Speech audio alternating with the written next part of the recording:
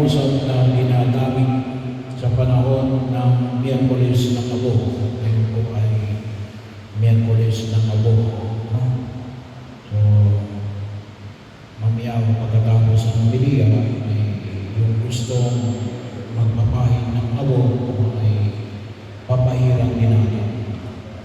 At tama din naman na ngayon natin si Rosita sa kanyang muling hantungan. Well, hindi pa naman abo. Pero may mga kapatid tayo na sabi nga natin na cremated, na talagang abo na. Pero doon din tayo lahat patutungo sa abo, sa lupa. Doon din tayo nang galing. So bahagi yun na pinaalala sa akin. Hindi tayo pinalakot ng Diyos. Kasi yung Diyos naman ay hindi nananakot. At yung pagkilos natin ay isang pagkilos, hindi gawa ng takot. Kaya yung pinamamalig sa atin ang buong may kapal na maunawaan natin. Kaya nga, dito sa Ebanghelyo, narinig natin kaysa naman ng huwag kayong mabalisa. Bakit? Kasi matagal nang binibigyan natin ng pag-inilay. Makita natin every year, narinig natin yung mga salita niya, sa abo ka ng galing, sa abo ka babalik. Bahagi ho na kung saan ay nawa ay magpasalamat tayo sa panahon na inilagay ni Rosita sa daigdig na ito para maging bahagi na kung saan ay kayo rin ay naging bahagi ng kanyang buhay. Ang ilan sa inyo ay naging karugtong ng buhay na ipinagkaloob ng Diyos kay Rosita. So bahagi yun na huwag natin kalimutan natin pagpasalamat natin sa harapan ng buong may kapal. Nawa every morning yun yung ating ipagpapasalamat, yung biyaya ng buhay. At nawa ganun din, pinaalala rin sa atin every Sunday kapag tayo magdiriwang ng banal na misa. Kaya nga yung salitang Eucharistia, ang kahulugan kapag translated natin sa Tagalog ng misa ay kung tutusin din pagpapasalamat. Pagpapasalamat hindi lamang sa buhay, ngunit lamang sa buhay na walang hanggan na ipagkaloob sa atin ng buong may kapal. Yung makasama natin ang Diyos hanggang sa wakas ng panahon. Na kung tawagin natin ay langit. Kaya bahagi rin yun na huwag natin kalimutan na nawa ay tayong lahat ay tunay na maging tapat sa bahayan ng buong may kapal.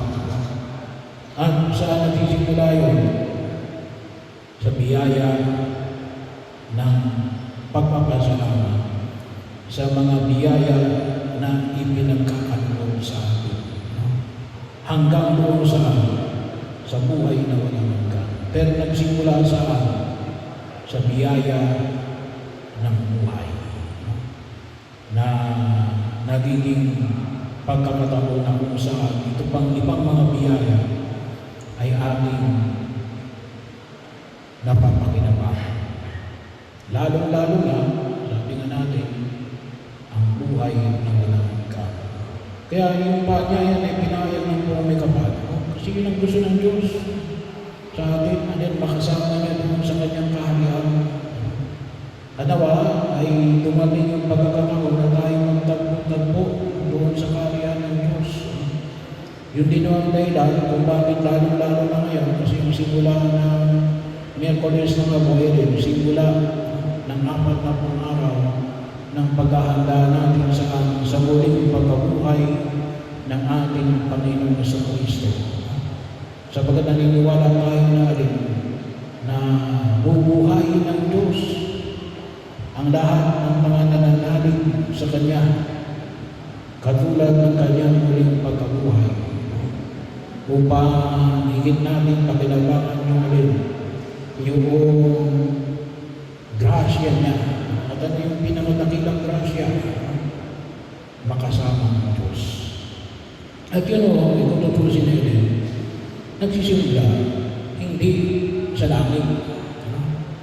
Yun ay nagsisimula sa nung tayo ay bininagan. At kinakailangan natin pangalagaan habang tayo nabubuhay sa daigdig na ito. Kaya sinasabi sa atin na umiwas na sa kasalanan. Bakit? Kasi tagalangin tayo eh. Yung mga tagalangin, hindi gumagawa ng kasalanan. Bakit tayo gagawa ng mabuti? Kasi tayo yung mga tagalangin. At nais natin natin, hindi lang tayo ako. Tayo rin yan, mga anak ng Diyos sa biyaya ng sakramento ng binyan. At nais na kung saan natin, pakinabangan natin doon sa buhay na walang hanggan. Kaya maganda yung Ebanghelyo. Ano sabi niya? Ipag-ahanda ko kayo ng matitirahan. No? Isasama ko kayo. Sapagat maraming silid sa bahay ng aking Ama. Sabi nga namin, bakit mayroon ibang hindi makakasama? Ay, hindi nagawa ng Diyos yun. Gawa ng alin. Pinili natin ng alin na hindi sumunod sa kalooban ng Diyos.